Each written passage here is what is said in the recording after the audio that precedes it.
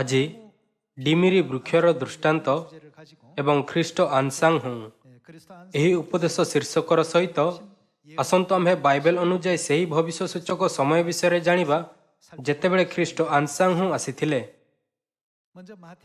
ଆସନ୍ତୁ ଆମ୍ଭେ ମାଥିଓ ଅଧ୍ୟାୟ 24 ଉପରେ ଏକ ନଜର ପକାଇ ଆରମ୍ଭ କରିବା। ଅଧ୍ୟାୟ 24 ବାକ୍ୟ 32। ଡିମିରି ବୃକ୍ଷର ଦୃଷ୍ଟାନ୍ତ ଶିକ୍ଷା କର, ଯେତେବେଳେ ତାହାର ଶାଖା ସରସ ହୋଇ ପଲ୍ଲବିତ ହୁଏ, ସେତେବେଳେ ଗ୍ରୀଷ୍ମକାଳ ସନ୍ନିକଟ ବୋଲି ତୁମ୍ଭେମାନେ ଜାଣିଥାଅ। ସେହିପରି ତୁମ୍ଭେମାନେ ମଧ୍ୟ ଏହି ସମସ୍ତ ଦେଖିଲେ ସେ ଦ୍ୱାରର ସନ୍ନିକଟ ଏହା ଜାଣ। ମାଥିଓ ଅଧ୍ୟାୟ 24ର ଏହି ଦୃଶ୍ୟରେ ଏକ ଗୁରୁତ୍ୱପୂର୍ଣ୍ଣ ଅର୍ଥ ଅଛି। ଆସନ୍ତୁ ଆମ୍ଭେ ଅଧ୍ୟାୟ 24 ପଦ 3କୁ ଯିବା। ପରେ ସେ ଜିତ ପର୍ବତ ଉପରେ ବସନ୍ତେ ଶିଷ୍ୟମାନେ ତାହାଙ୍କ ଛାମୁକୁ ଗୋପନରେ ଆସି ପଚାରିଲେ, ଏସବୁ କେବେ ଘଟିବ? ପୁଣି ଆପଣଙ୍କ ଆଗମନ ଓ ଯୁଗାନ୍ତର ଲକ୍ଷଣ କ'ଣ, ତାହା ଆମ୍ଭମାନଙ୍କୁ କୁହନ୍ତୁ। ଏଠାରେ ବର୍ଣ୍ଣିତ ଆପଣଙ୍କ ଆଗମନ କ'ଣ ଏହା ଯୀଶୁଙ୍କ ଦ୍ୱିତୀୟ ଆଗମନର ସଂକେତ ନୁହେଁ? ଶିଷ୍ୟମାନେ ଯୀଶୁଙ୍କୁ ଦୁଇଟି ପ୍ରଶ୍ନ ପଚାରିଲେ, ଏହା କେବେ ଘଟିବ ଓ ଯୁଗାନ୍ତର ବିଭିନ୍ନ ଲକ୍ଷଣ କ'ଣ? ଆପଣ କେବେ ଫେରିଆସିବେ? ଏହି ପ୍ରଶ୍ନର ଉତ୍ତର ଭାବରେ ଯୀଶୁ ଡିମିରି ବୃକ୍ଷର ଦୃଷ୍ଟାନ୍ତ ବିଷୟରେ କହିଲେ। ଡିମିରି ବୃକ୍ଷରୁ ଦୃଷ୍ଟାନ୍ତ ଶିକ୍ଷା କର, ଯେତେବେଳେ ତାହାର ଶାଖା ସରସ ହୋଇ ପଲ୍ଲବିତ ହୁଏ, ସେତେବେଳେ ଗ୍ରୀଷ୍ମକାଳ ସନ୍ନିକଟ ବୋଲି ତୁମ୍ଭେମାନେ ଜାଣିଥାଅ। ସେହିପରି ତୁମ୍ଭେମାନେ ମଧ୍ୟ ଏହି ସମସ୍ତ ଦେଖିଲେ ସେ ଦ୍ୱାରର ସନ୍ନିକଟ ଏହା ଜାଣ। ଯୀଶୁ ଶିଷ୍ୟମାନଙ୍କୁ ଏହି ଶିକ୍ଷା ଦେଲେ। ଯୀଶୁ କହିଲେ ଯେ ଡିମିରି ବୃକ୍ଷରୁ ଏହି ଦୃଷ୍ଟାନ୍ତ ଶିଖିବା ଆବଶ୍ୟକ। ତେଣୁ ଆମ୍ଭମାନଙ୍କୁ ଏହା ବିଷୟରେ ଜାଣିବା ଉଚିତ। ଯଦି ଆମ୍ଭେ ଏହି ଭବିଷ୍ୟବାଣୀକୁ ଶିଖିବା ନାହିଁ, ତେବେ ଆମ୍ଭେ ଖ୍ରୀଷ୍ଟଙ୍କୁ ଗ୍ରହଣ କରିବାରେ ବିଫଳ ହେବା, ଯାହାଙ୍କର ପୁନର୍ବାର ଆସିବାର ବିଷୟରେ ଭବିଷ୍ୟବାଣୀ କରାଯାଇଛି। ଏହିପରି ପରମେଶ୍ୱର ଡିମିରି ବୃକ୍ଷର ଦୃଷ୍ଟାନ୍ତ ଦ୍ୱାରା ବୁଝାଇଲେ କି ଖ୍ରୀଷ୍ଟ କେବେ ଆସିବେ। ଭବିଷ୍ୟବାଣୀ ଅନୁସାରେ ଖ୍ରୀଷ୍ଟଙ୍କ ପ୍ରକଟ ହେବାର ସମୟ ନ ଜାଣି ମଧ୍ୟ ଅନେକ ଲୋକ ଦାବି କରନ୍ତି ଯେ ମୁଁ ଖ୍ରୀଷ୍ଟ। ପରମେଶ୍ୱର ଆମ୍ଭମାନଙ୍କୁ କହିଲେ ଯେ ଆମ୍ଭେମାନେ ସେମାନଙ୍କ ଦାବି ଦ୍ୱାରା ଦ୍ୱନ୍ଦ୍ୱରେ ନ ପଡ଼ିବା ଉଚିତ। ଯୀଶୁ କହିଲେ, ଅନେକ ଭଣ୍ଡ ଖ୍ରୀଷ୍ଟମାନେ ଓ ଭଣ୍ଡ ଭାବବାଦୀମାନେ ପ୍ରତ୍ୟେକ ସ୍ଥାନରେ ଉଠିବେ, କିନ୍ତୁ ପ୍ରକୃତ ଖ୍ରୀଷ୍ଟ କୌଣସି ସମୟରେ ଆସନ୍ତି ନାହିଁ। ତୁମ୍ଭେ ଡିମିରି ବୃକ୍ଷର ଦୃଷ୍ଟାନ୍ତ ଦ୍ୱାରା ଖ୍ରୀଷ୍ଟଙ୍କ ଆସିବାର ସମୟ ଜାଣିପାରିବ। ତେବେ ଆସନ୍ତୁ ଆମ୍ଭେ ଡିମିରି ବୃକ୍ଷର ଦୃଷ୍ଟାନ୍ତ ବିଷୟରେ ଅଧ୍ୟୟନ କରିବା। ମାଥିଓ ଅଧ୍ୟାୟ 21 ପଦ 18ରେ ଏହା ଲେଖା ଅଛି, ସକାଳେ ସେ ନଗରକୁ ବାହୁଡ଼ିବା ସମୟରେ ଖୁଦିତ ହେଲେ, ଆଉ ବାଟ ପାଖରେ ଗୋଟିଏ ଡିମିରି ଗଛ ଦେଖି ତାହା ପାଖକୁ ଗଲେ। ପୁଣି କେବଳ ପତ୍ର ଛଡ଼ା ତାହାଠାରେ ଆଉ କିଛି ନ ପାଇ ତାହାକୁ କହିଲେ, ଆଉ କେବେ ହେଁ ତୋଠାରେ ଫଳ ନ ହେଉ। ସେଥିରେ ସେହି କ୍ଷଣି ସେହି ଡିମିରି ଗଛ ଶୁଖିଗଲା। ଏକ ଅତ୍ୟନ୍ତ ଗୁରୁତ୍ୱପୂର୍ଣ୍ଣ ସନ୍ଦେଶ ଏଠାରେ ନିହିତ ଅଛି। ଆସନ୍ତୁ ଆମ୍ଭେ ପଦ 20 ସହିତ ଜାରି ରଖିବା। ଶିଷ୍ୟମାନେ ତାହା ଦେଖି ଚମତ୍କୃତ ହୋଇ କହିଲେ, ଡିମିରି ଗଛଟି କିପରି ସେହି କ୍ଷଣି ଶୁଖିଗଲା? ପଦ 21। ଯୀଶୁ ସେମାନଙ୍କୁ ଉତ୍ତର ଦେଲେ, ମୁଁ ତୁମ୍ଭମାନଙ୍କୁ ସତ୍ୟ କହୁଅଛି, ଯଦି ତୁମ୍ଭମାନଙ୍କର ବିଶ୍ୱାସ ଥାଏ ଆଉ ତୁମ୍ଭେମାନେ ସନ୍ଦେହ ନ କର, ତେବେ ଏହି ଡିମିରି ଗଛ ପ୍ରତି ଯେପରି କରାଯାଇଅଛି, କେବଳ ଯେ ସେପରି କରିବ ତାହା ନୁହେଁ, ମାତ୍ର ଯଦି ଏହି ପର୍ବତକୁ ସୁଦ୍ଧା ତୁ ଉଠି ସମୁଦ୍ରରେ ଯାଇ ପଡ଼ ବୋଲି କହିବ, ତାହେଲେ ତାହା ଘଟିବ। ପୁଣି ବିଶ୍ୱାସ କରି ପ୍ରାର୍ଥନାରେ ଯାହା କିଛି ମାଗିବ, ସେହି ସବୁ ପାଇବ। ଡିମିରି ବୃକ୍ଷର ଦୃଷ୍ଟାନ୍ତ ମାର୍କ ଅଧ୍ୟାୟ 11ରେ ମଧ୍ୟ ଲେଖା ଅଛି। ଆସନ୍ତୁ ଆମେ ମାର୍କ ଅଧ୍ୟାୟ 11 ପଦ 12 ପଢ଼ିବା। ତହିଁ ଆର ଦିନ ସେମାନେ ବେଥନିଆରୁ ଆସୁଥିବା ସମୟରେ ସେ ଖୁଦିତ ହେଲେ, ଆଉ ସେ ଦୂରରୁ ପତ୍ର ଥିବା ଗୋଟିଏ ଡିମିରି ଗଛ ଦେଖି କେଜାଣି ସେଥିରୁ ଫଳ ପାଇବେ, ଏହି ଆଶାରେ ତାହା ପାଖକୁ ଗଲେ। କିନ୍ତୁ ପାଖକୁ ଯାଇ ସେ ପତ୍ର ବିନା ଆଉ କିଛି ପାଇଲେ ନାହିଁ, କାରଣ ସେତେବେଳେ ଡିମିରି ଫଳର ସମୟ ନଥିଲା। ଏହାର ଅର୍ଥ କି ଡିମିରି ବୃକ୍ଷ ପାଇଁ ଏ ପର୍ଯ୍ୟନ୍ତ ଫଳ ଦେବାର ସମୟ ନଥିଲା। କାରଣ ସେତେବେଳେ ଡିମିରି ଫଳର ସମୟ ନଥିଲା। 것이죠. 이는 무화과의 때가 ପଦ 14 14절입니다. 예수께서 나무에게 일러 ସେଥିରେ ଯୀଶୁ ତାହାକୁ କହିଲେ, ଆଉ କେବେ ହିଁ କେହି ତୋଠାରୁ ଫଳ ନ ଖାଉ। ତାହାଙ୍କ ଶିଷ୍ୟମାନେ ଏହି କଥା ଶୁଣିଲେ। 이를 듣더라고 했습니다. 아직 무화과가 ଯୀଶୁ ଡିମିରି ବୃକ୍ଷ ପାଖକୁ ଗଲେ, 계절이 ଯଦିଓ ଏହା ଫଳ ଦେବାର ସମୟ ନଥିଲା। 무화과 나무에게 가셨습니다. 우리 예수님 ଏହା ଏ ହେତୁ ନୁହେଁ କାରଣ ଯୀଶୁଙ୍କୁ ଜଣା ନଥିଲା କି ଡିମିରିର ଫଳ ବସନ୍ତରେ ବଢ଼ିଥାଏ ବା ଗ୍ରୀଷ୍ମ ବା ଶରତ ବା ଶୀତ ଋତୁରେ। 그런 예수님이 아니십니다. କିନ୍ତୁ ଯେତେବେଳେ ସେ ଗଛରେ କୌଣସି ଫଳ ଦେଖିଲେ ନାହିଁ, 열매를 얻지 ତେବେ ସେ ତାହାକୁ କ'ଣ କହିଲେ? 못했습니까? 이제부터 ଆଉ କେବେ ହେଁ ତୋଠାରେ ଫଳ ନ ହେଉ। 못하리라 하시니 ସେଥିରେ ସେହି କ୍ଷଣି ସେହି ଡିମିରି ଗଛ ଶୁଖିଗଲା। ଭାଇ ଓ ଭଉଣୀମାନେ, ଆପଣଙ୍କୁ କ'ଣ ଲାଗୁଛି କି ଯୀଶୁ ଡିମିରି ବୃକ୍ଷକୁ ଏହେତୁ ଅଭିଶାପ ଦେଲେ କାରଣ ସେ ରାଗିଗଲେ କି ତାଙ୍କୁ କୌଣସି ଫଳ ମିଳିଲା ନାହିଁ? 일련의 모든 일들 ଆମ୍ଭେ ବୁଝିପାରିବା କି ସେ ଯାହା କଲେ ତାହା ଭବିଷ୍ୟ ସୂଚକ ରୂପରେ ଡିମିରି ବୃକ୍ଷର ଦୃଷ୍ଟାନ୍ତ ସହିତ ସମ୍ବନ୍ଧିତ ଥିଲା। 예수님의 그 활동이었다는 사실을 확인할 수가 있습니다. 무화과 나무는 뭘 비유하는 ଡିମିରି ବୃକ୍ଷ କାହାକୁ ବୁଝାଏ? 이스라엘 민족 또 ପରମେଶ୍ୱର ଇସ୍ରାଏଲ ଦେଶର ତୁଳନା ଡିମିରି ବୃକ୍ଷ ସହିତ କଲେ। 무화과 나무에 비유해 놓으셨습니다. 누가복음 13장의 말씀 ଲୁକ୍ ଅଧ୍ୟାୟ 13ରେ ମଧ୍ୟ ଯୀଶୁ କହିଲେ, 내가 ଏହି 3 ବର୍ଷ ହେଲା ମୁଁ ଆସି ଏହି ଡିମିରି ଗଛରେ ଫଳ ଖୋଜୁଅଛି, 말씀이 또 କିନ୍ତୁ ପାଉନାହିଁ। 그것은 예수 그리스도께서 ବାପ୍ତିଜିତ ହେବା ପରେ ଯୀଶୁ ଖ୍ରୀଷ୍ଟ 3 ବର୍ଷ ପର୍ଯ୍ୟନ୍ତ ଇସ୍ରାଏଲମାନଙ୍କୁ ନୂତନ ନିୟମର ସୁସମାଚାର ପ୍ରଚାର କଲେ। 그들에게 전파하셨지만 그들이 종래 ତଥାପି ସେମାନେ ଏହାକୁ ଗ୍ରହଣ କଲେ ନାହିଁ 그들을 십자가 ଏବଂ ଯୀଶୁଙ୍କୁ କ୍ରୁଶରେ ଚଢ଼ାଇଲେ। 3년 동안 와서 ଯୀଶୁ ଏହା ବିଷୟରେ ଏହା କହି ଭବିଷ୍ୟବାଣୀ କଲେ, 표현하신 ଏହି 3 ବର୍ଷ ହେଲା ମୁଁ ଆସି ଏହି ଡିମିରି ଗଛରେ ଫଳ ଖୋଜୁଅଛି, କିନ୍ତୁ ପାଉନାହିଁ। 무화과 나무가 ଭବିଷ୍ୟତ ବକ୍ତା ଜିରିମିୟା ମଧ୍ୟ ଏହା ଭବିଷ୍ୟବାଣୀ କଲେ ଯେ 국가를 ଡିମିରି ଇସ୍ରାଏଲ ଲୋକଙ୍କୁ ଅର୍ଥାତ୍ ଇସ୍ରାଏଲ ଦେଶକୁ ବୁଝାଏ। 저는 이렇게 예언하고 있습니다. 예레미야서 ଆସନ୍ତୁ ଆମେ ଜିରିମିୟା ଅଧ୍ୟାୟ 24 ପଦ 3 ଦେଖିବା। 여호와께서 ତେବେ ସଦାପ୍ରଭୁ ମୋତେ କହିଲେ, ହେ ଜିରିମିୟ, ତୁମ୍ଭେ କ'ଣ ଦେଖୁଅଛ?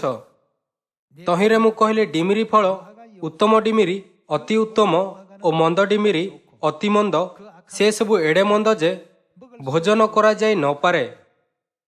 여호와의 ଅନନ୍ତର ସଦାପ୍ରଭୁଙ୍କର ଏହି ବାକ୍ୟ ମୋ ନିକଟରେ ଉପସ୍ଥିତ ହେଲା, ଯଥା ସଦାପ୍ରଭୁ ଇସ୍ରାଏଲର ପରମେଶ୍ୱର ଏହି କଥା କହନ୍ତି, ଆମ୍ଭେ ଯେଉଁ ନିର୍ବାସିତ ଜିହୁଦୀୟମାନଙ୍କୁ ଏହି ସ୍ଥାନରୁ କଲଦୀୟମାନଙ୍କର ଦେଶକୁ ପଠାଇଅଛୁ, ସେମାନଙ୍କର ମଙ୍ଗଳ ନିମନ୍ତେ ଆମ୍ଭେ ସେମାନଙ୍କୁ ଏହି ଉତ୍ତମ ଡିମିରି ଫଳ ତୁଲ୍ୟ ଜ୍ଞାନ କରିବା। 시라고 했습니다.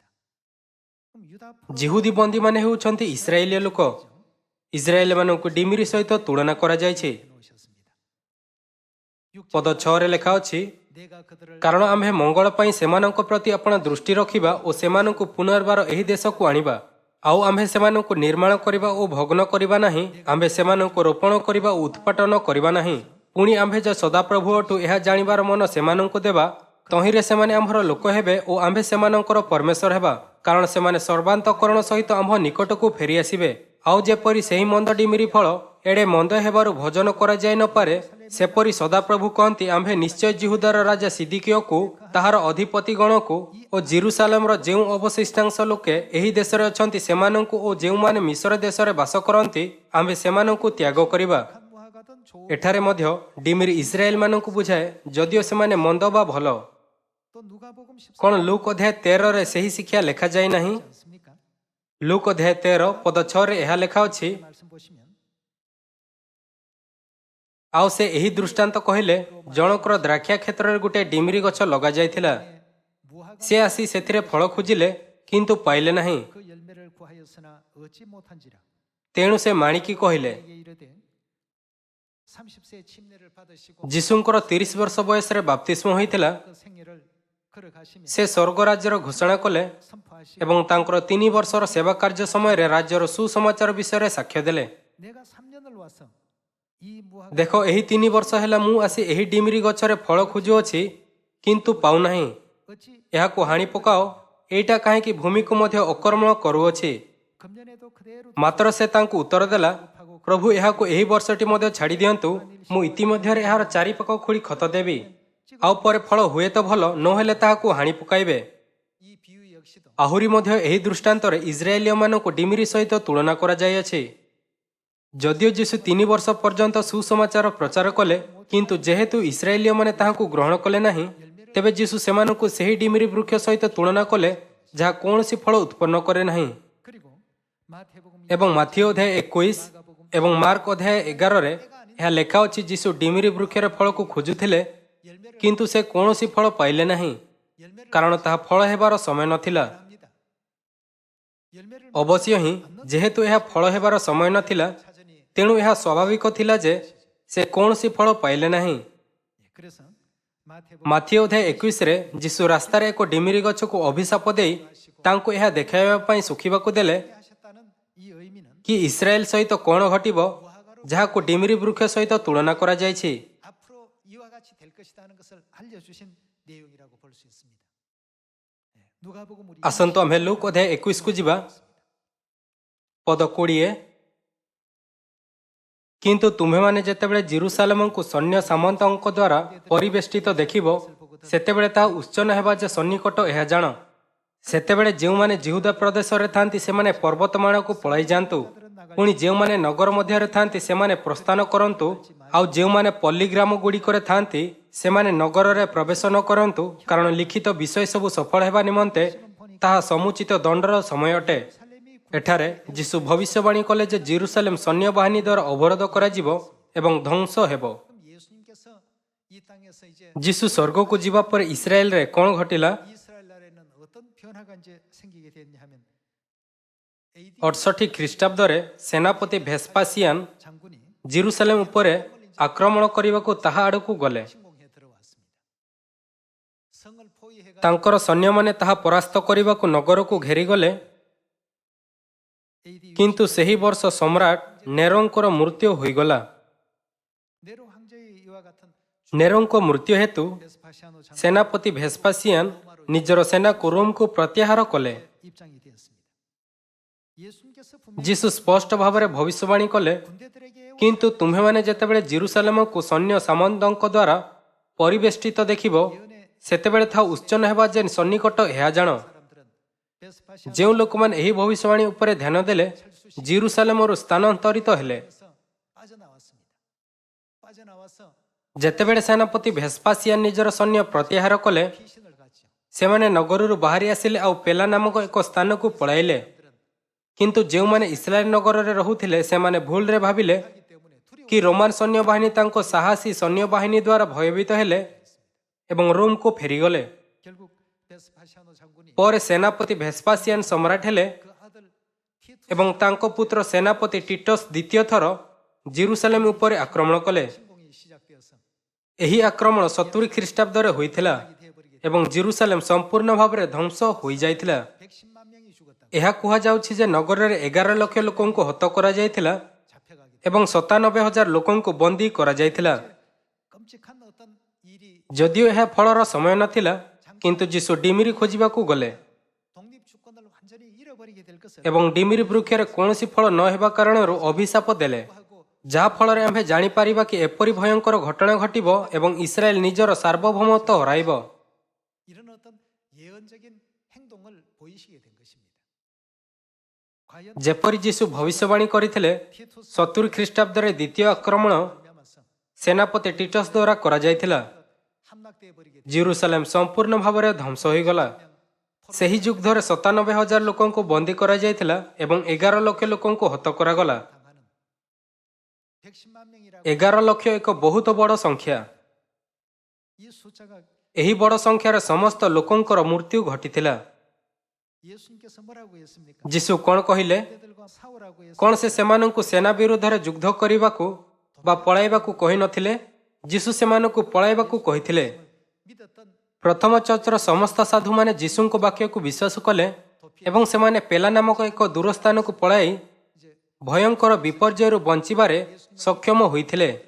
거기에 머무르고 버티고 있다. କିନ୍ତୁ ଯେଉଁମାନେ ଯୀଶୁଙ୍କ ବାକ୍ୟକୁ ବିଶ୍ୱାସ କଲେ ନାହିଁ, ସେମାନେ ସେଠାରେ ରହିଲେ ଏବଂ ଶେଷରେ ସମସ୍ତେ ନଷ୍ଟ ହୋଇଗଲେ। 부터 시작해서 이스라엘 ସେହି ଦିନଠାରୁ 주권 ଇସ୍ରାଏଲ ନିଜର ସାର୍ବଭୌମତ୍ୱ ହରାଇଲା, 없으로 본다면 ଯେପରି ଦୃଷ୍ଟାନ୍ତରେ ଶୁଖିଲା ଡିମିରିର ବୃକ୍ଷ ଥିଲା। 입장이 된 것입니다. 독립 주권도 완전히 ଇସ୍ରାଏଲୀୟ ମାନେ ସେମାନଙ୍କର ସାର୍ବଭୌମତ୍ୱ ହରାଇଲେ 유랑민 ଏବଂ ସାରା ବିଶ୍ୱରେ ଭ୍ରମଣଶୀଳ ହୋଇ 아니면서 ଦେଶହୀନ ହୋଇଗଲେ। 입장이 되었던 것이죠. 이걸 ଯୀଶୁ ଦୃଷ୍ଟାନ୍ତ ମାଧ୍ୟମରେ ଏହା ଭବିଷ୍ୟବାଣୀ କଲେ। 해주고 계십니다. ଭାଇ ଓ ଭଉଣୀମାନେ, 예수님께서 ଯୀଶୁ ଯାହା ଡିମିରି ବୃକ୍ଷ ସହିତ କଲେ, ଯଦି ଏହାର ଭବିଷ୍ୟବାଣୀ ସହିତ କୌଣସି ସମ୍ପର୍କ ନଥିଲା, 라고 한다면 ତେବେ ମାଥ୍ୟୁ ଏବଂ ମାର୍କ ପରି ଅନେକ ସୁସମାଚାର ପୁସ୍ତକରେ 여러 복음서에 ଏହା ବିଷୟରେ ଲେଖିବାର କୌଣସି କାରଣ ଥିଲା କି? 예수님께서 ଏକ ଭଦ୍ର ଏବଂ ଯତ୍ନଶୀଳ ବକ୍ତବ୍ୟ ପ୍ରକାଶ କରିବା ପରିବର୍ତ୍ତେ 무화과나무에 ଯୀଶୁ ଡିମିରି ବୃକ୍ଷକୁ ଅଭିଶାପ ଦେଲେ। 이런 모든 ଆମ୍ଭମାନଙ୍କୁ ଏହା ବୁଝିବା ଉଚିତ କି ଯୀଶୁଙ୍କ କାର୍ଯ୍ୟରେ ପରମେଶ୍ୱରଙ୍କ ଏକ ଗୁରୁତ୍ୱପୂର୍ଣ୍ଣ ଶିକ୍ଷା ନିହିତ ଅଛି। 답을 주시고자 하시는 하나님의 중요한 어떤 가르침이 ଏହା ଆମ୍ଭମାନଙ୍କୁ ଡିମିରି ବୃକ୍ଷର ଦୃଷ୍ଟାନ୍ତର ଉତ୍ତର ଦେବାକୁ ଥିଲା। 알고 넘어가야 되리라고 믿습니다. 그리고 누가복음 ଆସନ୍ତୁ ଆମ୍ଭେ ଲୁକ୍ ଅଧ୍ୟାୟ 21 ପଦ 22 ସହିତ ଜାରି ରଖିବା। 이 날들은 କାରଣ ଲିଖିତ ବିଷୟ ସବୁ ସଫଳ ହେବା ନିମନ୍ତେ ତାହା ସମୁଚିତ ଦଣ୍ଡର ସମୟ ଅଟେ। 아이벤 자들과 ସେହି ସମୟରେ ଯେଉଁମାନେ ଗର୍ଭବତୀ ଓ ସ୍ତନ୍ୟଦାତ୍ରୀ, ହାୟ ସେମାନେ କ୍ଲେଶର ପାତ୍ର, 환란과 କାରଣ ଦେଶରେ ମହାବିପଦ 진노가 있겠음이로 ଓ ଏହି ଜାତି ପ୍ରତି କ୍ରୋଧ ଘଟିବ। ଆଉ ସେମାନେ ଖଡ୍ଗଧାରରେ ହତ ହେବେ ଓ ବନ୍ଦୀ ହୋଇ ସମସ୍ତ ବିଜାତି ମଧ୍ୟକୁ ନୀତ ହେବେ। 정말 참이 ସେମାନଙ୍କୁ ବାସ୍ତବରେ ଅନ୍ୟ ଦେଶର କଏଦୀଙ୍କ ଭାବରେ ବନ୍ଦୀ କରାଯାଇଥିଲା।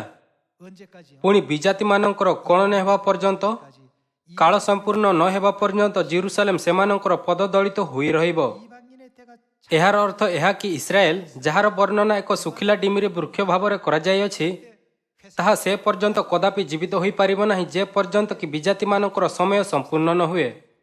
무화과나무 କିନ୍ତୁ ମାଥ୍ୟୁ ଅଧ୍ୟାୟ 24ରେ ଯୀଶୁ ପ୍ରଥମରୁ ହିଁ ଭବିଷ୍ୟବାଣୀ କରିଥିଲେ କି ଡିମିରି ବୃକ୍ଷ ପୁନର୍ଜୀବିତ ହେବ। ଅଧ୍ୟାୟ 24 ପଦ 32, ଡିମିରି ବୃକ୍ଷରୁ ଦୃଷ୍ଟାନ୍ତ ଶିକ୍ଷା କର, 그 가지 ଯେତେବେଳେ ତାହାର ଶାଖା କ'ଣ ହେବ? ତାହା ସରସ ହୋଇଯିବ। 메말라 버려 ଯୀଶୁ କହିଲେ କି ସମୟ ଆସିବ ଯେତେବେଳେ ଶୁଖି ଯାଇଥିବା ଡିମିରି ବୃକ୍ଷର ଶାଖା ସରସ ହୋଇଯିବ ଓ ଏହାର ପତ୍ର ବାହାରିବ। 상황이 이제 오게 된다. ଯେତେବେଳେ ତାହାର ଡିମିରି ବୃକ୍ଷର ଶାଖା ସରସ ହୋଇ ପଲ୍ଲବିତ ହୁଏ, ସେତେବେଳେ ଗ୍ରୀଷ୍ମକାଳ ସନ୍ନିକଟ ବୋଲି ତୁମ୍ଭେମାନେ ଜାଣିଥାଅ। 이와 같이 너희도 이 모든 일을 ସେହିପରି ତୁମ୍ଭେମାନେ ମଧ୍ୟ ଏହି ସମସ୍ତ ଦେଖିଲେ 문 앞에 ସେ ଦ୍ୱାରର ସନ୍ନିକଟ, ଏହା ଜାଣ। 이 대답은 어떤 질문에 ଏହି ଉତ୍ତର କେଉଁ ପ୍ରଶ୍ନ ପାଇଁ ଥିଲା? ଅଧ୍ୟାୟ 24 ପଦ 3ରେ କ'ଣ ଯୀଶୁଙ୍କ ଶିଷ୍ୟମାନେ ପଚାରିଲେ ନାହିଁ, ଆପଣ କେବେ ଆସିବେ? 하지 않았습니까? ଯୀଶୁ ସେମାନଙ୍କ ପ୍ରଶ୍ନର ଉତ୍ତର ଭାବରେ ଏହା କହିଥିଲେ। 그렇다면 이런 어떤 ଅତଏବ ଯେତେବେଳେ ଏହି ଭବିଷ୍ୟବାଣୀର ସମୟ ଆସେ, ତେବେ ଆମମାନଙ୍କୁ ବୁଝିବା ଉଚିତ ଯେ ଖ୍ରୀଷ୍ଟ ଆସିସାରିଛନ୍ତି 그리스도 ଏବଂ ସେ ସୁସମାଚାର କାର୍ଯ୍ୟ କରୁଛନ୍ତି। 복음을 이때 전개하고 계시구나.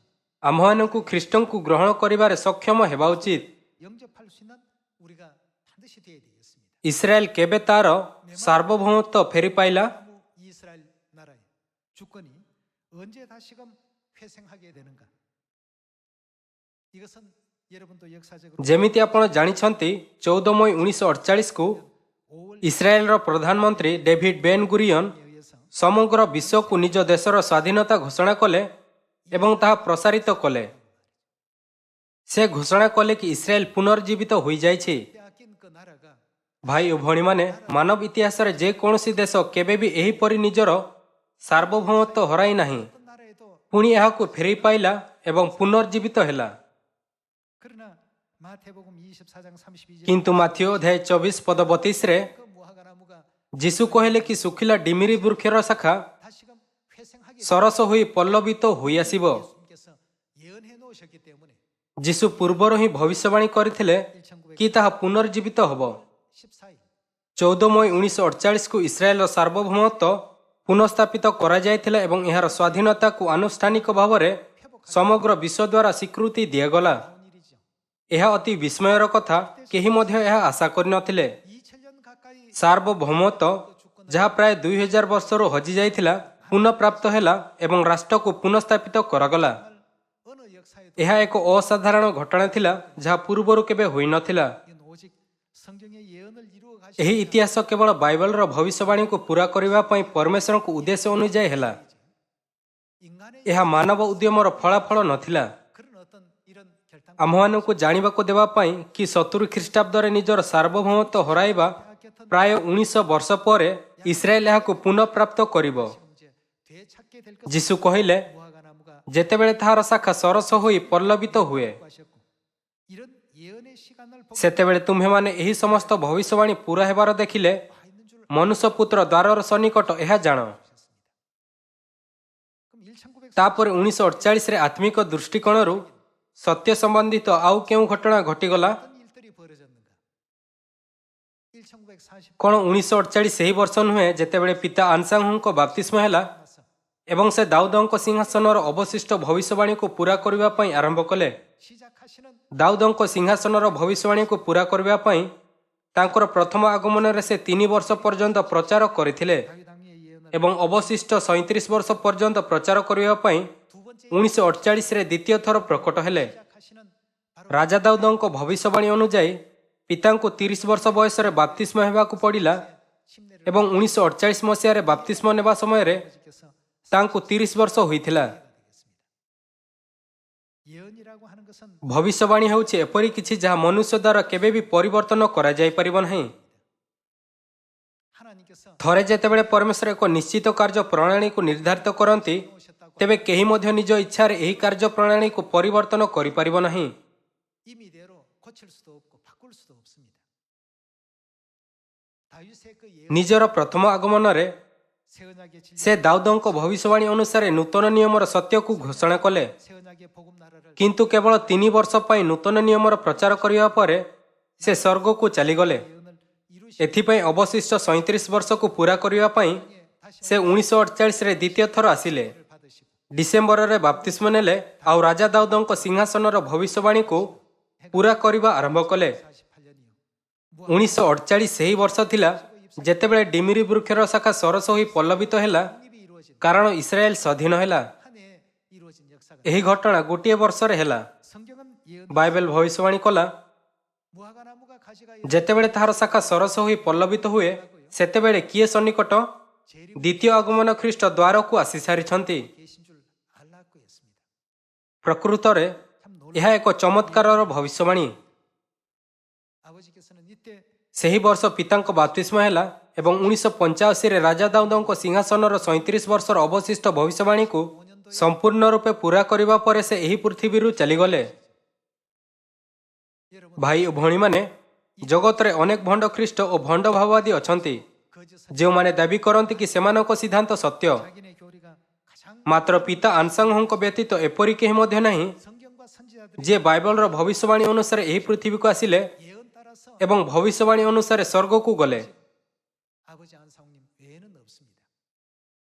ପ୍ରଥମ ଚର୍ଚ୍ଚର ସାଧୁମାନଙ୍କ ପରି ଏହା କହି, ଯଦି ଆପଣ ନିରାଶାରେ ଏହି ଯୁଗରେ କୋଭିଡ-19 ମହାମାରୀ ମଧ୍ୟରେ ଉଦ୍ଧାର ପାଇବାକୁ ଚାହାନ୍ତି, ତେବେ ଖ୍ରୀଷ୍ଟ ଆନସାଙ୍ଗଙ୍କ ଉପରେ ବିଶ୍ୱାସ କରନ୍ତୁ, ସ୍ୱର୍ଗୀୟ ମାତାଙ୍କ ଉପରେ ବିଶ୍ୱାସ କରନ୍ତୁ। ଏହିପରି ଆମ୍ଭମାନଙ୍କୁ ଖ୍ରୀଷ୍ଟଙ୍କ ପ୍ରଚାର କରିବା ଉଚିତ, ଯାହାଙ୍କୁ ନିଶ୍ଚିତ ରୂପେ ବାଇବଲର ସମସ୍ତ ଭାବବାଦୀଙ୍କ ଦ୍ୱାରା ସାକ୍ଷ୍ୟ ଦିଆଯାଇଅଛି। ଆମ୍ଭମାନଙ୍କୁ ସାହସପୂର୍ବକ ତାଙ୍କ ବିଷୟରେ ସାକ୍ଷ୍ୟ ଦେବା ପାଇଁ ସକ୍ଷମ ହେବା ଉଚିତ। 37년 ଭାବବାଦୀ ମିଖାଙ୍କ ଭବିଷ୍ୟବାଣୀ ଅନୁସାରେ 37 ବର୍ଷ ନିମନ୍ତେ ଶେଷ ସୁସମାଚାରର ପଥରେ ଚାଲୁଥାଇ ପିତା ସିଓନର ରାଜା ହେଲେ। 모든 것을 가르치시고 ସ୍ୱର୍ଗକୁ ଫେରିବା ପୂର୍ବରୁ ସେ ଆମ୍ଭମାନଙ୍କୁ ସବୁ କିଛି ଶିଖାଇଲେ ଏବଂ ବିଶେଷ କରି ସ୍ୱର୍ଗୀୟ ମାତାଙ୍କ ବିଷୟରେ ଶିକ୍ଷା ଦେଲେ, 이제 이 ଯିଏ ମେଷ ଶାବକଙ୍କ ଭାର୍ଯ୍ୟା ଅଟନ୍ତି। 시게 된 것 아니겠습니까? ପ୍ରକୃତରେ ଆମ୍ଭମାନଙ୍କ ପିତା ଆନସାଙ୍ଗ ଡିମିରି ବୃକ୍ଷର ଭବିଷ୍ୟବାଣୀ ଅନୁସାରେ ଏହି ପୃଥିବୀକୁ ଆସିଲେ। 우리 아버지 안상님이십니다. 또 아버지 ସଙ୍ଗରେ ଯେମିତିକି ଆମେ ସମସ୍ତେ ଭଲ ଭାବରେ ଜାଣୁ, ପିତା ଏକା ଆସିନଥିଲେ, କିନ୍ତୁ ସେ ସ୍ୱର୍ଗୀୟ ମାତାଙ୍କ ସହିତ ଆସିଲେ, 22장에도 ଯେମିତିକି ପ୍ରକାଶିତ ବାକ୍ୟ ଅଧ୍ୟାୟ 22ରେ ଉଲ୍ଲେଖ କରାଯାଇଅଛି। 잘 알고 있는 대목들입니다. ପୁଣି ଶିଷ୍ୟମାନେ ଯୀଶୁଙ୍କୁ ପଚାରିଲେ, 주의 임하심이 ଆପଣ କେବେ ଆସିବେ? 했을 때 ସେ ଉତ୍ତର ଦେଲେ, 가지가 ମନୁଷ୍ୟ ପୁତ୍ର ସେହି ସମୟରେ ଆସିବେ ଯେତେବେଳେ ଡିମିରି ବୃକ୍ଷର ଶାଖା ସରସ ହୋଇ ପଲ୍ଲବିତ ହୁଏ। ସେହିପରି ତୁମ୍ଭେମାନେ ମଧ୍ୟ ଏହି ସମସ୍ତ ଦେଖିଲେ ସେ ଦ୍ୱାରର ସନ୍ନିକଟ ଏହା ଜାଣ। ସେ ସେମାନଙ୍କୁ ଜାଣିବାକୁ ଦେଲେ କି ପ୍ରଭୁ କେବେ ଆସିବେ। 우리 3장의 ଆସନ୍ତୁ ଆମ୍ଭେ ପ୍ରକାଶିତ ବାକ୍ୟ ଅଧ୍ୟାୟ 3ରେ ଭବିଷ୍ୟବାଣୀ ଉପରେ ଏକ ନଜର ପକାଇବା। 20절입니다. ଅଧ୍ୟାୟ 3 ପଦ 20। 라우디게아 교회 사제 ଏହା ଲାଉଦିକିଆ ମଣ୍ଡଳୀର ଦୂତଙ୍କ ପାଇଁ ଏକ ବାର୍ତ୍ତା। 그럼 라우디게아 교회에 하게 될 것 같으면 ଲାଉଦିକିଆ ମଣ୍ଡଳୀର mission seventh day adventist church ଦ୍ୱାରା ପୁରା କରାଯାଇଥିଲା। 볼지어다 ଦେଖ, ଆମ୍ଭେ ଦ୍ୱାରର ନିକଟରେ ଠିଆ ହୋଇ ଆଘାତ କରୁଅଛୁ। ଯଦି କେହି ଆମର ସ୍ୱର ଶୁଣି ଦ୍ୱାର ଫିଟାଇ ଦେବ, 문을 열면 ତାହେଲେ ଆମ୍ଭେ ପ୍ରବେଶ କରି ତାହା ନିକଟକୁ ଯିବୁ। ପୁଣି ଆମ୍ଭେ ତାହା ସହିତ ଭୋଜନ କରିବୁ 먹으리라. ଓ ସେ ଆମ୍ଭ ସହିତ ଭୋଜନ କରିବ। 예언이 ଲାଉଦିକିଆ ମଣ୍ଡଳୀର ଦ୍ୱାର ସମ୍ମୁଖରେ କାହାର ଆଘାତ କରିବାର ଭବିଷ୍ୟବାଣୀ କରାଯାଇଛି? 하면 ସେ ଖ୍ରୀଷ୍ଟ ଅଟନ୍ତି ଯେ ଦ୍ୱିତୀୟ ଥର ଆସୁଛନ୍ତି। 무화과 나무가 가지고 ପରମେଶ୍ୱର କହିଲେ, 잎사귀를 ଯେତେବେଳେ ଡିମିରି ବୃକ୍ଷର ଶାଖା ସରସ ହୋଇ ପଲ୍ଲବିତ ହୁଏ, 내시니가 ସେଠାରେ ଜଣେ ଥିବେ ଯେ ଦ୍ୱାରରେ ଆଘାତ କରିବେ। 바로 그리스도 아버지 안성 ପିତା ଖ୍ରୀଷ୍ଟ ଆନସାଙ୍ଗ ବାଇବେଲର ପ୍ରତ୍ୟେକ ବିବରଣର ବ୍ୟାଖ୍ୟା କରିବା, ନୂତନ ନିୟମର ସତ୍ୟରେ ଆମ୍ଭମାନଙ୍କୁ ନେତୃତ୍ୱ କରିବା 셔서 ଓ ସିଓନକୁ ସ୍ଥାପିତ କରିବା ପାଇଁ ଏହି ପୃଥିବୀକୁ ଆସିଲେ, ଯେଉଁଠାରେ ପରମେଶ୍ୱରଙ୍କ ପର୍ବ ପାଳନ କରାଯାଏ। 시온을 또 건설해 주시고 ଯିଏ ଅନନ୍ତ ସ୍ୱର୍ଗରାଜ୍ୟର ମହିମାମୟ ପଥକୁ ଖୋଲିଲେ, 영광의 길을 또 열어 ସେ ପିତା ଖ୍ରୀଷ୍ଟ ଆନସାଙ୍ଗ ଅଟନ୍ତି। 다름 아닌 우리 아버지 안성님 아니시겠습니까? ଆସନ୍ତୁ ଆମେ ଜିସାୟ ଅଧ୍ୟାୟ 25ରେ ଆଉ ଏକ ବାକ୍ୟ ଉପରେ ନଜର ପକାଇବା। ଜିସାୟ ଅଧ୍ୟାୟ 25 ପଦ 6। ପୁଣି ସୈନ୍ୟାଧିପତି ସଦାପ୍ରଭୁ ଏହି ପର୍ବତରେ ଯାବତୀୟ ଗୋଷ୍ଠୀ ନିମନ୍ତେ ଉତ୍ତମ ଉତ୍ତମ ଖାଦ୍ୟଦ୍ରବ୍ୟର ଏକ ଭୋଜ, ପୁରାତନ ଦ୍ରାକ୍ଷାରସର ମେଦପୂର୍ଣ୍ଣ ଉତ୍ତମ ଖାଦ୍ୟଦ୍ରବ୍ୟର ସୁନିର୍ମଳୀକୃତ ପୁରାତନ ଦ୍ରାକ୍ଷାରସର ଏକ ଭୋଜ ପ୍ରସ୍ତୁତ କରିବେ। 한 기름 ଆଉ ସର୍ବଗୋଷ୍ଠୀୟମାନଙ୍କ ଉପରେ ଯେଉଁ ଓଢ଼ଣା ପଡ଼ିଅଛି 실 것이며 ଓ ସର୍ବଦେଶୀୟମାନଙ୍କ ଉପରେ ଯେଉଁ ଆବରକ ବସ୍ତ୍ର ପ୍ରସାରିତ ହୋଇଅଛି, ତାହା ସେ ଏହି ପର୍ବତରେ ବିନାଶ କରିବେ। 뭘 ଆଉ ସେ କାହାର ଅନନ୍ତକାଳ ନିମନ୍ତେ ଦୂର କରିବେ? 영원히 ସେ ମୃତ୍ୟୁକୁ ଅନନ୍ତକାଳ ନିମନ୍ତେ ଦୂର କରିବେ। 사망을 영원히 멸한다는 의미 କ'ଣ ଅନନ୍ତକାଳ ନିମନ୍ତେ ମୃତ୍ୟୁକୁ ଦୂର କରିବାର ଅର୍ଥ ଅନନ୍ତ ଜୀବନ ଦେବା ନୁହେଁ? 사망을 영원히 멸하시는 ଅନନ୍ତକାଳ ନିମନ୍ତେ ମୃତ୍ୟୁକୁ ଦୂର କରିବା ଏବଂ ଅନନ୍ତ ଜୀବନ ଦେବା ନିମନ୍ତେ ବ୍ୟବହାର କରାଯାଉଥିବା ଏକମାତ୍ର ଦ୍ରାକ୍ଷାରସ ହେଉଛି ନିସ୍ତାର ପର୍ବର ଦ୍ରାକ୍ଷାରସ। 이 땅에 오실 때 ତେବେ କ'ଣ ଏହାର ଅର୍ଥ ଏହା ନୁହେଁ କି ଯେତେବେଳେ ସେ ଏହି ପୃଥିବୀକୁ ଆସିବେ, ତେବେ ସେ ନୂତନ ନିୟମର ନିସ୍ତାର ପର୍ବର ସତ୍ୟ ଆଣିବେ? 주 여호와께서 ପ୍ରଭୁ ସଦାପ୍ରଭୁ ସମସ୍ତଙ୍କ ମୁଖରୁ ଲୋତକ ଜଳ ପୋଛିଦେବେ ଓ ସମୁଦାୟ ପୃଥିବୀରୁ ଆପଣା ଲୋକମାନଙ୍କର ଦୁର୍ନାମ ଦୂର କରିବେ, କାରଣ ସଦାପ୍ରଭୁ ଏହି କଥା କହିଅଛନ୍ତି। ପୁଣି ସେଦିନ ଏହି କଥା କୁହାଯିବ, ଦେଖ ଏହି ଆମ୍ଭମାନଙ୍କର ପରମେଶ୍ୱର, 우리가 그런 ଆମ୍ଭେମାନେ କ'ଣ କରିଅଛୁ? ତାହାଙ୍କୁ ଅପେକ୍ଷା କରିଅଛୁ। ଆମ୍ଭେ ତାହାଙ୍କ ପ୍ରଥମ ଆଗମନ ସମୟରୁ ହିଁ ତାହାଙ୍କ ଅପେକ୍ଷା କରିଅଛୁ। ଆମ୍ଭମାନଙ୍କୁ କେବେ ପର୍ଯ୍ୟନ୍ତ ଅପେକ୍ଷା କରିବା ଉଚିତ? ଆପଣ କେବେ ଆସିବେ? 무화과 ଡିମିରି ବୃକ୍ଷରୁ ଦୃଷ୍ଟାନ୍ତ ଶିକ୍ଷା କର, ଯେତେବେଳେ ତାହାର ଶାଖା ସରସ ହୋଇ ପଲ୍ଲବିତ ହୁଏ, ସେତେବେଳେ ତୁମ୍ଭେମାନେ ମଧ୍ୟ ଏହି ସମସ୍ତ ଦେଖିଲେ ମନୁଷ୍ୟ ପୁତ୍ର ଦ୍ୱାରର ସନ୍ନିକଟ, ଏହା ଜାଣ। ଏ ପର୍ଯ୍ୟନ୍ତ ଆମ୍ଭେ ତାହାଙ୍କ ଅପେକ୍ଷା କରିଅଛୁ। ଯେହେତୁ ଆମ୍ଭେ ସେହି ସମୟର ଅପେକ୍ଷା କରିଅଛୁ କି ଡିମିରି ବୃକ୍ଷର ଶାଖା ସରସ ହୋଇ ପଲ୍ଲବିତ ହେବ, ତେବେ ସେ ଆମ୍ଭମାନଙ୍କୁ ଉଦ୍ଧାର କରିବେ। 구원하실 것입니다. ସେ ଆମ୍ଭମାନଙ୍କୁ ଉଦ୍ଧାର କରିବେ। ଏ ସଦାପ୍ରଭୁ ଅଟନ୍ତି। ଆମ୍ଭେମାନେ ତାହାଙ୍କୁ ଅପେକ୍ଷା କରିଅଛୁ। 즐거워하리. ଆମ୍ଭେମାନେ ତାହାଙ୍କ କୃତ ପରିତାଣରେ ଆନନ୍ଦିତ ହୋଇ ଉଲ୍ଲାସ କରିବୁ। 보니까 이분이 바로 ଏଠାରେ ପରମେଶ୍ୱର ଏକ ଭବିଷ୍ୟବାଣୀ ଦେଖାଇଲେ, ଯେଉଁଠାରେ ସମସ୍ତେ ଖୁସିରେ ଏହା କହି ଚିତ୍କାର କରିବେ, ଏହି ଆମ୍ଭମାନଙ୍କର ପରମେଶ୍ୱର। 하나님께서 보여주셨습니다. 참으로 ସେ ଆସିଲେ ନିସ୍ତାର ପର୍ବର ଦ୍ରାକ୍ଷାରସର ସତ୍ୟକୁ ପ୍ରକଟ କଲେ, ଯାହା ଲମ୍ବା ସମୟ ପର୍ଯ୍ୟନ୍ତ ଖୋଲା ଯାଇନଥିଲା, 이제 비로소 ଏବଂ ମୃତ୍ୟୁକୁ ଦୂର କଲେ। 사망을 없이 해주셨구만. ଏହି କାର୍ଯ୍ୟକୁ କରିବା ପାଇଁ ପରମେଶ୍ୱର କହିଲେ କି ଯେତେବେଳେ ଡିମିରି ବୃକ୍ଷର ଶାଖା ସରସ ହୋଇ ପଲ୍ଲବିତ ହେବ, 오늘 두드리겠다고요. ତେବେ ସେ ଆସି ଦ୍ୱାରରେ ଆଘାତ କରିବେ। 이 일을 전부 이루시니까 ଏହି ସମସ୍ତ କିଏ ପୂରା କଲେ? 여러분도 ଯେମିତି ଆମ୍ଭେ ଜାଣିଅଛୁ, କ'ଣ ଖ୍ରୀଷ୍ଟ ଆନସାଙ୍ଗ ସେହି ସମସ୍ତକୁ ପୂରା କରିନାହାନ୍ତି? ସ୍ୱର୍ଗୀୟ ପିତା ଖ୍ରୀଷ୍ଟ ଆନସାଙ୍ଗ ଡିମିରି ବୃକ୍ଷର ଦୃଷ୍ଟାନ୍ତ ଅନୁସାରେ ଏହି ପୃଥିବୀକୁ ଆସିଲେ, 우리에게 ନୂତନ ନିୟମର ସତ୍ୟର ଘୋଷଣା କଲେ, ପର୍ବର ସଭାସ୍ଥାନ ସିଓନକୁ ପୁନଃସ୍ଥାପିତ କଲେ 완성하시고 ଏବଂ ସ୍ୱର୍ଗୀୟ ମାତାଙ୍କ ପାଖକୁ ଆମ୍ଭମାନଙ୍କୁ ନେତୃତ୍ୱ କଲେ। ଆସନ୍ତୁ ଆମ୍ଭେ ସିଓନର ସମସ୍ତ ସନ୍ତାନ ଏହି ସତ୍ୟକୁ ଆପଣା ହୃଦୟରେ ଖୋଦିତ କରିବା 또 아로새 ଏବଂ ପିତା ଓ ମାତାଙ୍କ ବିଷୟରେ ସାହସପୂର୍ବକ ସାକ୍ଷ୍ୟ ଦେବା। 증거해 봅시다. କିଛି ଲୋକ କହିପାରନ୍ତି, ମୁଁ ପ୍ରଚାର କରୁଅଛି କିନ୍ତୁ ଲୋକମାନେ ଶୁଣୁନାହାନ୍ତି। ଭାଇ ଓ ଭଉଣୀମାନେ, ଆମ୍ଭେ ତାହା ପାଇଁ ଦାୟୀ ନୁହଁ। ଆମ୍ଭମାନଙ୍କ ଭୂମିକା ପ୍ରଚାର କରିବା। ଯଦିଓ ସେମାନେ ଶୁଣନ୍ତୁ ବା ନ ଶୁଣନ୍ତୁ, ପରମେଶ୍ୱରଙ୍କ ନିକଟରେ ନିଜର ଯୋଜନା ଅଛି।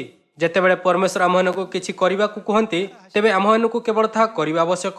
ଆମ୍ଭମାନଙ୍କୁ ଏହି ବିଷୟରେ ଚିନ୍ତା କରିବାର ଆବଶ୍ୟକତା ନାହିଁ କି ଲୋକମାନେ ଆମ୍ଭମାନଙ୍କୁ କିପରି ଦେଖିବେ ଅବା ଆଶ୍ଚର୍ଯ୍ୟ କରିବା ଉଚିତ ନୁହେଁ କି କ'ଣ ସେମାନେ ଶୁଣିବେ। ଯେହେତୁ ପରମେଶ୍ୱର ଆମ୍ଭମାନଙ୍କୁ ପ୍ରଚାର କରିବା ପାଇଁ କହିଛନ୍ତି, ଏଥିପାଇଁ ଆମ୍ଭମାନଙ୍କ ମିଶନ ହେଉଛି ପ୍ରଚାର କରିବା। ଯେତେବେଳେ ଆମ୍ଭେ ପ୍ରଚାର କରିବା, ତେବେ ପରମେଶ୍ୱର ବସ୍ତୁଗୁଡ଼ିକୁ ପରିବର୍ତ୍ତନ କରିବେ। ଆପଣଙ୍କୁ ପବିତ୍ର ଆତ୍ମାଙ୍କ ଅନେକ ସୁନ୍ଦର ଫଳକୁ ଉତ୍ପନ୍ନ କରିବା ପାଇଁ କହୁଥାଇ ମୁଁ ଆଜିର ଉପଦେଶକୁ ସମାପ୍ତ କରିବାକୁ ଚାହିଁବି। ଆପଣଙ୍କୁ ବହୁତ ବହୁତ ଧନ୍ୟବାଦ।